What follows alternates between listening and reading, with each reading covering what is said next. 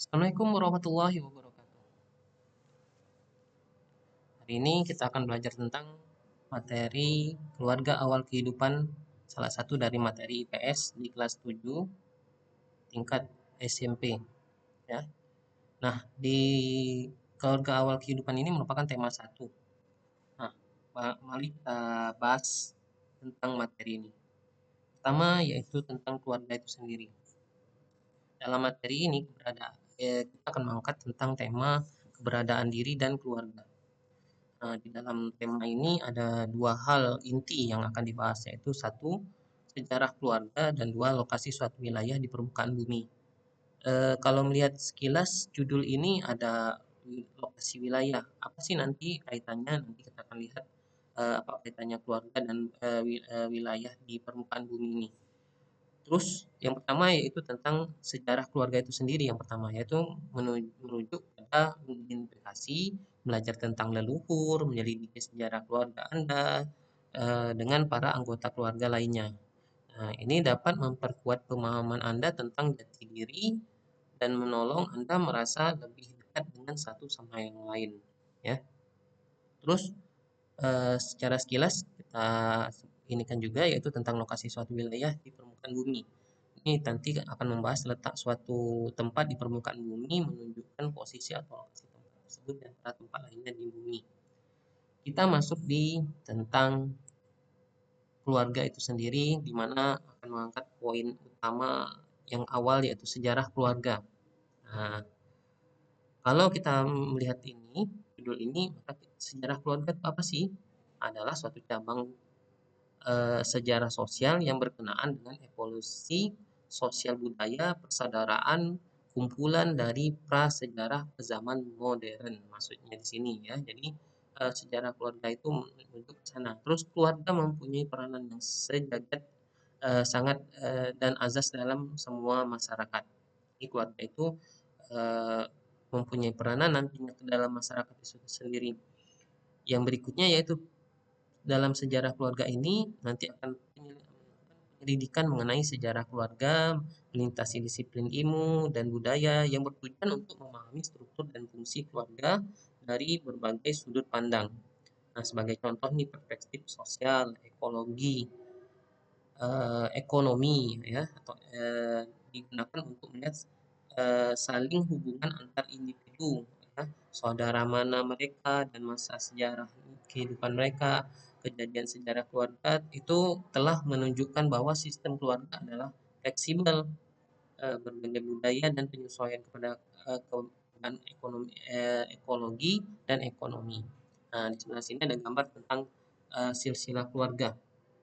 Nah, jadi eh, di sini lanjut contoh bagian silsilah keluarga. Nah, sebelum lanjut ini lagi, keberadaan diri dan keluarga itu merupakan lingkungan pertama ya. Jadi keluarga merupakan lingkungan pertama dan terdekat bagi sebagian besar kehidupan kita. Kalian pasti pernah nih merasakan waktu bersama keluarga yang begitu menggembirakan, menyenangkan ya. Dan keluarga juga menjadi tempat untuk tumbuh berkembang yang disertai dengan cinta dan kasih. Ya. Nah, kalian patut nih bersyukur. Kenapa hingga saat ini eh, masih bisa bersama keluarga. Dan ada juga yang mungkin ada anggota keluarga kita yang sudah kembali ya atau eh, eh, meninggalkan kita dan itu merupakan satu hal yang kodratullah ya istilahnya itu. Nah, bagi sebagian teman-teman sekalian ada juga yang belum mengetahui keluarga inti. Ya, jadi belum tahu keluarga intinya siapa sih sebenarnya keluarga inti kita ini. Nah, kalian kelak akan menjadi orang tua, ya. Jadi kakek nenek atau kedudukan keluarga lainnya akan diingat oleh. Jadi kita itu generasi selanjutnya itu sebagai informasi sejarah, ya. Kita di masa sekarang akan menjadi bagian informasi sejarah di masa yang akan datang. Artinya kita akan menjadi sejarah bagi generasi berikutnya tadi ya. Terus orang tua kita mempunyai cerita hidup masing-masing. Nah, situasi manusia lalu masa lalu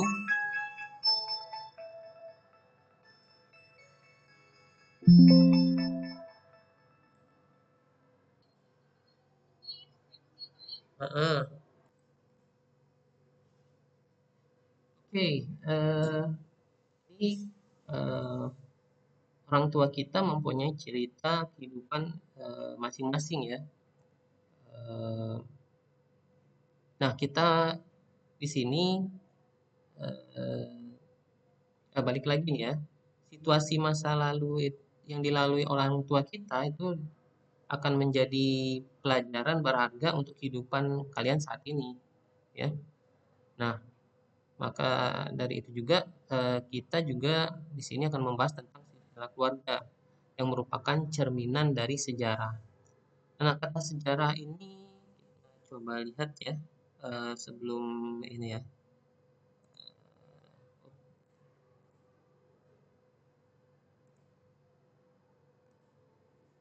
Oh, tidak ada di slide. Oke, kata sejarah ya.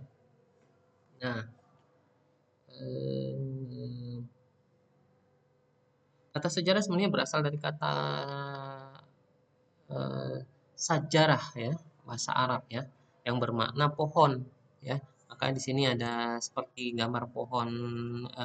Mungkin kemarin waktu MPLS belajar ya pohon kehidupan ya. Ya, yang bermakna pohon. Nah, silsilah keluarga yang kalian gambarkan seluruhnya seperti pohon yang terus tumbuh dan berkembang melalui lintasan waktu dan berbagai peristiwa. Artinya apa? Kakek nenek kalian mengalami peristiwa, ibu bapak kalian mengalami peristiwa yang mungkin dulunya mereka adalah anak-anak dan akhirnya sekarang sudah menjadi tumbuh dewasa dan bahkan menjadi orang tua. Dan kalian pun sekarang menjadi anak-anak dan mungkin dalam masa akan datang akan menjadi orang tua. Ya, nah, peristiwa keluarga yang terjadi di masa lalu itu dapat diamati pada masa sekarang dengan melihat jejaknya seperti kebiasaan, norma, dan benda-benda peninggalan yang dapat menjadi pedoman untuk hidup kalian saat ini. Nah, pengetahuan tentang silsilah keluarga ini menggambarkan keterkaitan antara manusia, waktu, dan ruang, ya, sebagai unsur-unsur sejarah. Nah, kalian dapat merasakan capaian kesuksesan para pendahulu atau orang tua kita ya pada masa lalu. Jadi dalam kehidupan mereka masing-masing itu ada unsur ruang istilahnya ya. Nah, peristiwa tersebut dapat mendorong kalian untuk belajar dan sukses lebih lagi. Nah, melalui sejarah juga silsilah keluarga tersebut ini kalian dapat memberikan inspirasi, renungan, ataupun keinginan yang perlu kalian rencanakan dan perlu kalian wujudkan. Nah, segala sesuatu yang terjadi pada masa lalu itu dapat menjadi landasan untuk bertindak di masa sekarang dan juga masa yang akan datang. Nah, nanti kita akan membahas tentang definisi keluarga sebenarnya. Nah, sebelum kita masuk ke definisi keluarga, ada lagi nih yang mau saya sampaikan, yaitu eh, berdasarkan kejadian masa lampau tersebut, manusia merupakan pelaku sejarah ya, yang beraktivitas pada masa lampau. Ya. Nah, secara tidak langsung kita juga sudah belajar inti dari sejarah itu sendiri. Nah, waktu menggambarkan periode yang berlangsungnya perjalanan kisah manusia tersebut, seperti unsur ruang dalam sejarah itu berfungsi menjelaskan lokasi atau tempat di mana aktivitas manusia pada masa lampau yang disebutkan menjadi bagian dari sejarah itu. Ya, ruang ini merupakan tempat di bumi dalam bentuk misalnya ada perairan, di darat maupun laut, daratan, permukaan yang ada di dalam bumi ini ya yang mempengaruhi kehidupan.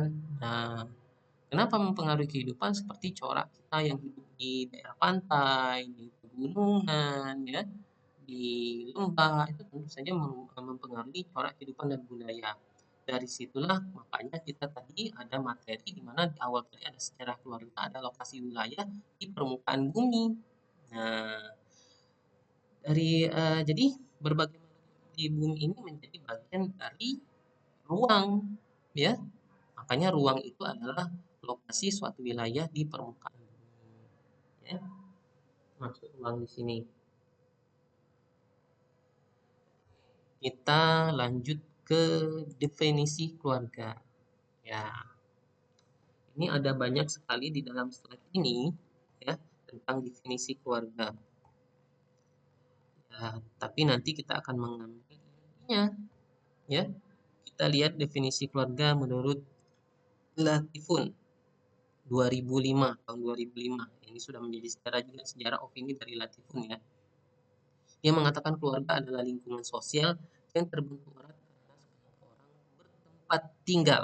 Nah, ada kata bertempat tinggal, berinteraksi dalam pembentukan pola pikir kebudayaan, serta sebagai mediasi hubungan anak dan lingkungan. Nah, ada juga yang mendiskusikan keluarga adalah unit sosial terkecil. Unit sosial artinya kelompok yang paling kecil di dalam suatu yang mana ini kita sebutkan dulu, ya, yang terdiri dari kepala keluarga dan keluarga yang terdiri dari ayah, ibu, dan anak. Ya, unit sosial ini berarti sosial itu bisa luas lagi, misalnya ada tetangga, ada Pak RT, RW, maka itu akan kembang-kembang lagi kecamatan dan lain sebagainya, ya. Terus ada menurut Wikipedia nih, kalau kita cari di Wikipedia sama, ya, unit terkecil juga dia, tapi dan menyebut kata sosial dari masyarakat. Jadi kata sosial digantikan masyarakat, di mana kepala keluarga dan beberapa orang hidup itu bersama di suatu tempat di bawah suatu atap dalam keadaan saling bergantung. Artinya di sini sudah ada kata K-nya, yaitu tentang saling bergantung, bahwa kita sama keluarga itu kan saling membutuhkan, ya. Nah, terus ada juga definisi keluarga yang mengatakan sekelompok orang yang hidup bersama sebagai unit terkecil, sama pada intinya unit terkecil juga dari masyarakat. Ya, dia memberi intinya, ya. Biasanya dengan kerabat, perkawinan, ya, atau hubungan lain, dan yang tinggal di rumah yang dipimpin oleh kepala keluarga. Jadi di suatu keluarga yang terikat itu bisa saja dalam satu etap itu hubungannya tidak dalam satu darah, ya, tetapi bisa saja dalam hubungan yang lain, misalnya pamannya, apa, sepupu, ya, dan lain sebagainya. Nah, ini masih banyak lagi, kita coba bacakan lagi. Menurut Salvation, G. Belen, dan Aaron Reknes, ya, ini tahun yang sangat lama, ya, tahun sejarah juga nih, 1978. Dia mengartikan keluarga bahwa sebagai dua orang atau lebih yang tinggal di rumah. Artinya kalau keluarga itu minimal dua, ya, minimal sekali. Kalau dia tidak ada keluarga di sini. Nah, kalau sama satu orang itu keluarga, oh bukan, dia tinggal tuh keluarganya nggak ada keluarga. Nah, kadang kita bilang seperti itu. Kita balik lagi, ya, kita ulang lagi. Keluarga sebagai dua orang atau lebih yang tinggal di rumah dengan memiliki hubungan keluarga, perkawinan, adopsi, ya. Jadi bisa saja mengadopsi, ya, berinteraksi satu sama lain dan mengatasi satu sama lainnya, ya. Terus ada menurut Peter Gillis, ya, mungkin salah baca dalam ini namanya, ya, tahun 1983.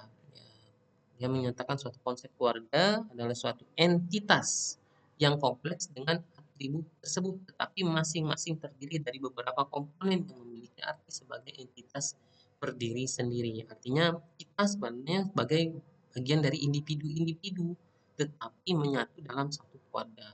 Nah, menurut Johnson Delaney itu tahun 2010, konsep keluarga adalah lingkungan di mana beberapa orang masih berhubungan. Artinya ketika kita punya keluarga, terus dia pergi keluar sana mencari nafkah atau apa, bahkan jauh, mungkin ada ayahnya yang kerjanya di luar kota, ya, dia tetap adalah bagian keluarga karena tetap masih berhubungan dan dia merupakan inti dari keluarga itu sendiri, ya.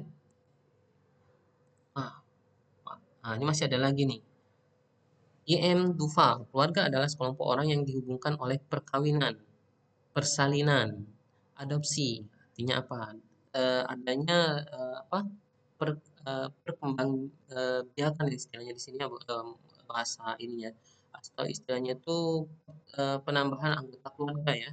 Ya, bisa dari perkawinan, persalinan, adopsi, ya, yang tujuannya adalah untuk mempromosikan dan memelihara budaya bersama dan untuk mempromosikan dan memelihara perkembangan fisik, mental, emosional, dan sosial setiap anggota. Nah, dan juga menurut Calendar, J.A. dan Spradley Dewey tahun 1996. Ini definisi keluarga adalah satu atau lebih orang yang hidup bersama, yaitu memiliki hubungan emosional dan berkembang dalam interaksi sosial, peran, dan tugas. Nah, ada juga menurut Badan Federal Kependudukan dan atau ya, Badan Federal ya, BKKBN ya kalau kita ya. Ini mungkin karena translatingnya. Istilah keluarga itu mengacu pada perempuan atau laki-laki dan perempuan dan ada anak-anak mereka ya, atau ada ayah dan ada anak-anak mereka atau ibu dan anak-anak mereka ya, ada yang ayah, ibu, dan anak-anak. Nah, seperti itu. Jadi kalau dari hal-hal tersebut mungkin bisa kita simpulkan seperti ini. Keluarga terdiri dari kepala keluarga dan anggota keluarga, yakni bisa ayah, ibu, ya, dan anak-anak yang hidup bersama dan saling membutuhkan. Nah, itulah keluarga yang kita bahas di sini, ya.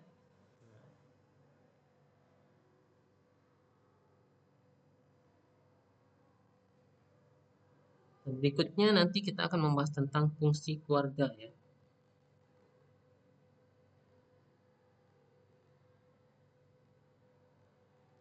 Fungsi keluarga ini nanti ada 8 fungsi, ya.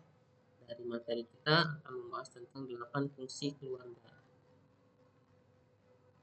Ya, yang pertama yaitu fungsi keagamaan, ya. Yang kedua ada fungsi budaya, ya. Yang ketiga yaitu fungsi cinta kasih, ya. Yang keempat fungsi perlindungan, yang kelima fungsi reproduksi, yang keenam fungsi sosial dan pendidikan, yang ketujuh fungsi ekonomi, ya. Yang kedelapan yaitu fungsi pembinaan lingkungan. Itu fungsi-fungsi dari fungsi keluarga, ya. Jadi keluarga itu mempunyai fungsi, ya, tidak hanya sekedar apa ya keluarga, ya udah keluarga saja, enggak, ya. Ya, karena keluarga itu akan mempererat, memperkuat kita, ya.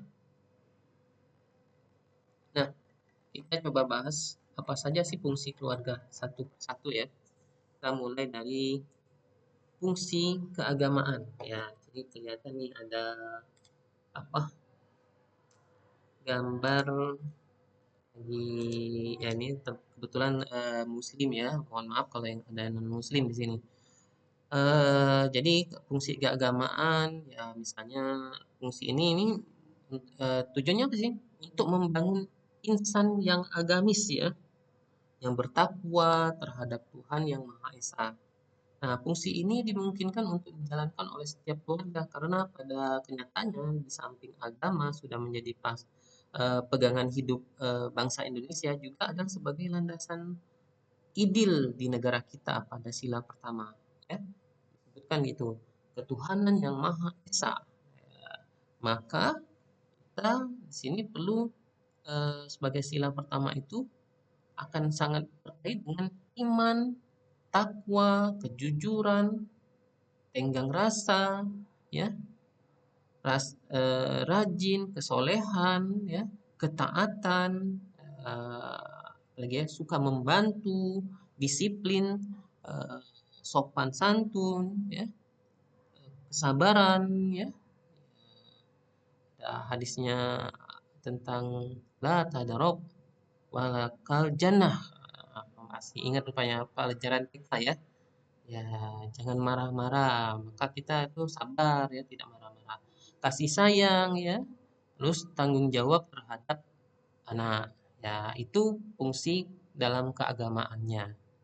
Jadi di fungsi keagamaan di sini ya sangat banyak, ya, sangat-sangat penting agama itu, ya. Kenapa? Agama itu sangat benar-benar membentuk karakter individu, ya.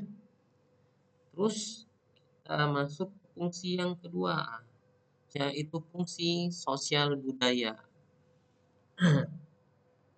Nah, fungsi sosial budaya ini merupakan fungsi pelestarian budaya budaya bangsa melalui keluarga, di mana dari fungsinya memainkan tingkah laku suatu bangsa. Seperti kebetulan saya juga ada mengajarkan tentang seni dan budaya serta prakarya. Ini ada kata budaya. Nah, kata budaya itu sendiri sebenarnya harus dipahami terlebih dahulu, ya. Jangan kata budaya mengartikan sesuatu yang sering dilakukan, ya, sering dilakukan. Kalau kita mengangkat suatu arti, maka kita akan menjadi menyimpang, ya. Soalnya budaya itu sendiri sebenarnya bisa diartikan seperti ini. Suatu hal yang dilakukan di masa yang lalu, ya, di masa lalu itu dilakukan, dipakai, ya, dipraktekkan, ya, terus dilakukan juga saat ini, dipraktikkan sekarang saat ini juga masih dilakukan, digunakan, masih difungsikan, ya. Terus akan kemungkinan akan terus digunakan di masa yang akan datang, dan dilakukannya itu hal-hal yang baik. Nah, maka itu disebut budaya. Tetapi kalau sesuatu yang dilakukan dulu-dulu pernah dilakukan, sekarang tetap dilakukan, tapi hal itu negatif, itu bukan suatu budaya. Misalnya kita menyebutkan nih budaya korupsi, nah itu bukan budaya, itu kebiasaan yang buruk. Jadi kalau suatu hal yang buruk jangan disebut sebagai budaya, karena budaya itu punya nilai, ya. Nah, jadi punya nilai, ya. Jadi budaya bukan hanya nilai estetika saja, tapi juga nilai kebaikan, kebenaran, ya. Maka sesuatu yang dianggap budaya itu hal-hal yang positif. Nah, seperti itu. Balik lagi kita ke materi, yaitu tentang fungsi budaya, ya. Jadi fungsi budaya ini adalah merupakan suatu apa ya? Tadi contoh ininya mencerminkan tingkah laku suatu bangsa, ya. Itu.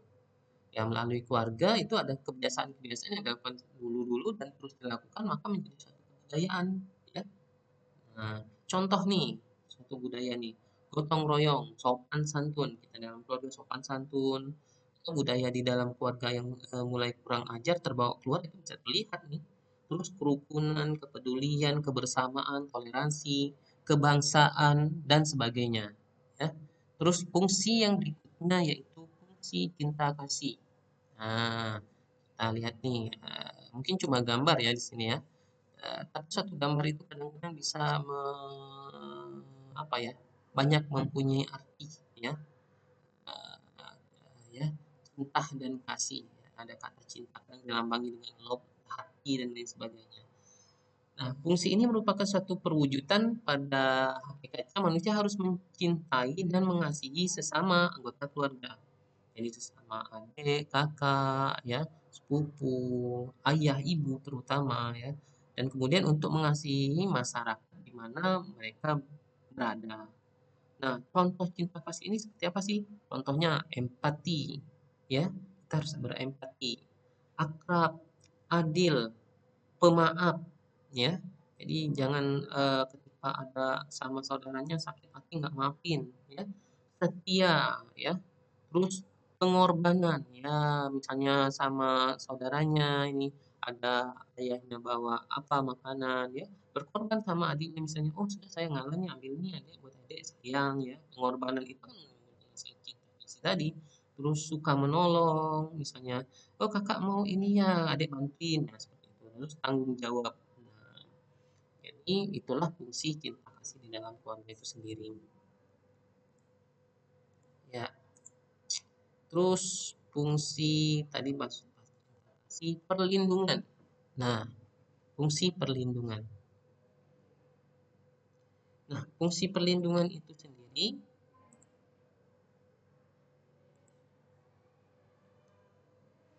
harus diciptakan rasa aman dan nyaman dalam keluarga. Itu ya. Jadi keluarga itu suatu tempat untuk perlindungan, ya. Nah, jangan sampai keluarga malah merasa menjadi suatu tempat yang eh, bukan tempat berlindung, ya.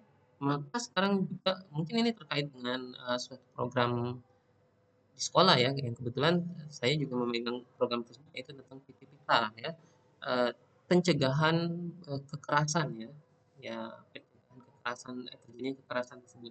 Kalau kita sudah terjadi kekerasan dan lain sebagainya di keluarga, maka itu merasa akan tidak nyaman, merasa tidak aman. Kenapa? kesadaran sendiri menjadi ancaman, maka hal ini jangan sampai terjadi. Nah, fungsi ini harus kita lakukan. Contohnya nih, aman itu pemaaf tadi ya, sama seperti cinta kasih tadi ya. Tanggap.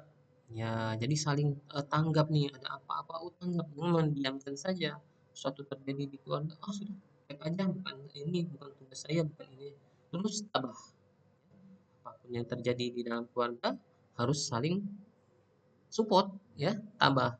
Misalnya, oh ayahnya lagi apa, uang gajinya belum cair dan belum misalnya belum ada pekerjaan ya, tabah.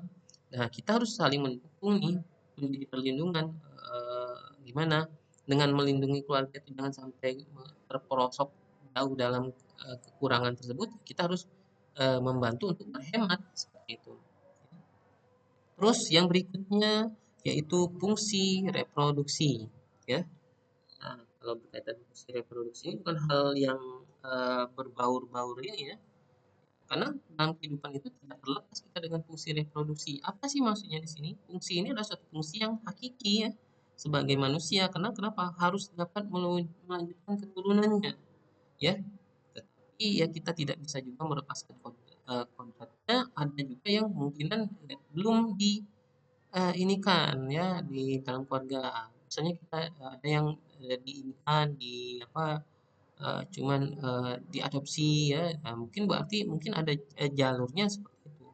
Nah, dan yang diharapkan adalah keturunan yang berkualitas. Nah, keturunan yang berkualitas ini bukan masalah oh gennya saja ya, gennya saja. Keturunan yang berkualitas ini yang dimana ketika itu makanya ada apa, jangan sampai kurang gizi, stunting, atau apa, maka makanan-makanan tersebut ketika kita sebagai fungsi keluarga reproduksi tersebut, makanan itu harus dijaga ya, jangan makanan yang siap saji terus ya, dan makanan bukan berarti makanan siap saji negatif ya, eh, lebih baik makanan yang benar-benar kita tahu kadar gizinya seperti itu ya.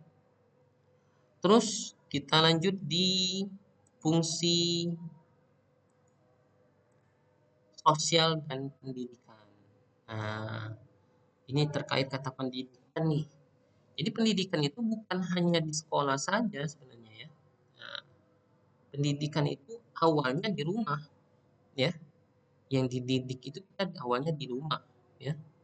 Bagaimana tingkah laku kita terdidik di rumah itu akan terbawa juga ke sekolah, dan itu sangat mendukung pendidikan di sekolah itu sendiri.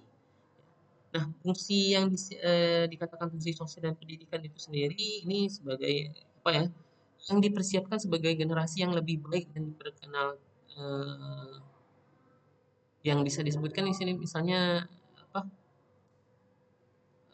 Bina keluarga awal ya. Di sini ada seperti gambar ini seperti saya zoom sedikit. Nah, ada anak-anak kecil ya, terutama di zaman posisi balita ya. Maka orang tua itu sangat krusial istilahnya ya, inti ya.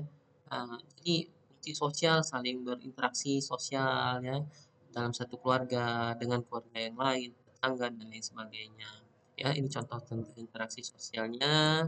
Ini juga ada interaksi di mana apa ada berrekreasi, ya itu ada fungsi pendidikan juga. Kenapa di rekreasi rekreasi itu akan mengenal tempat rekreasi itu apa sih? Oh, ini ada permainan ada naik kuda, ada apa, dan sebagainya. Jadi itulah fungsi sosial dan pendidikan. Terus yang berikutnya ada fungsi ekonomi. Nah, fungsi ekonomi ini eh, upaya yang dilakukan dalam memberikan suatu kegiatan yang bersifat ekonomis ya, yang sangat produktif ya untuk meningkatkan kesejahteraan keluarga. Siapa sih pelakunya? Sebenarnya adalah kalau dalam agama Islam itu ayah ya atau suami ya, suami sebagai tugas pokoknya dalam mencari nafkah ya. Nah, tetapi dalam perkembangan dunia kadang-kadang itu ada perubahan ya, kadang-kadang ada ibunya menjadi wanita karir atau ibu karir ya seperti itu, dan lain sebagainya. Nah, pengertian itu juga sebenarnya apa yang masuk di sini ya, eh, kesejahteraan keluarga dan sebagai wahana pendidikan pada contohnya misalnya kita nih membiasakan hemat misalnya ya, bukan berarti pelit ya. Hemat bukan berarti pelit ya. Hemat terus nggak makan, nggak beli makanan yang bergizi, beli yang instan terus, beli yang mudah terus, ya itu berarti salah juga ya. Terus teliti, nah teliti di sini secara ekonomi ini pemenuhan kebutuhan kita yang mana sih sebenarnya yang penting ya, teliti di situ. Kenapa? Karena dalam fungsi ekonomi, ekonomi itu sendiri kata awal, kata dasarnya adalah kebutuhan ya, kebutuhan manusia yang terus tumbuh ya. Dan ada pemenuhannya, makanya itulah tumbuh kata ekonomi ya, sebenarnya bagaimana memenuhinya, maka harus teliti nih, disiplin. Nah ini akan berkaitan dengan ekonomi juga. Kenapa? Karena ketika kita disiplin ya akan mengurangi satu hal yang hilang atau boros atau sia-sia. Terus peduli dan ulet ya, itu kata kunci dari fungsi ekonomi itu sendiri ya. Terus yang terakhir, fungsi yang terakhir dari materi kita hari ini yaitu tentang fungsi pembinaan lingkungan. Nah, fungsi pembinaan lingkungan atau pelestarian lingkungan ini tujuannya apa sih di keluarga? Melestarikan lingkungan hidup yang sejuk dan penuh keindahan yang tidak terlepas dari keberhasilan dalam pengendalian pertumbuhan penduduk ya. Jadi fungsi pembinaan lingkungan ini ya terkait ya, contohnya masih balik ke misalnya ke dalam lingkungan agama, keagamaannya dan lain sebagainya. Inti dari fungsi pelestarian lingkungan adalah kembali ke seluruh inti dari fungsi-fungsi itu keluarga itu sendiri. Itulah materi kita dalam pertemuan ini. Mungkin di pertemuan berikutnya akan ada tentang lokasi suatu wilayah dan di permukaan bumi ya. Demikianlah, untuk pertanyaan-pertanyaan silakan di komen ya, boleh di subscribe dan boleh juga silakan like ya jika berkenan ya. Dan jika ada pertanyaan-pertanyaan melalui komen juga boleh, komentar dan lain sebagainya. Eh, dan kalau ada waktu saya akan tanggapi, dan kalau ini memungkinkan kita akan melanjutkan ke sesi pertanyaannya. Wassalamualaikum warahmatullahi wabarakatuh.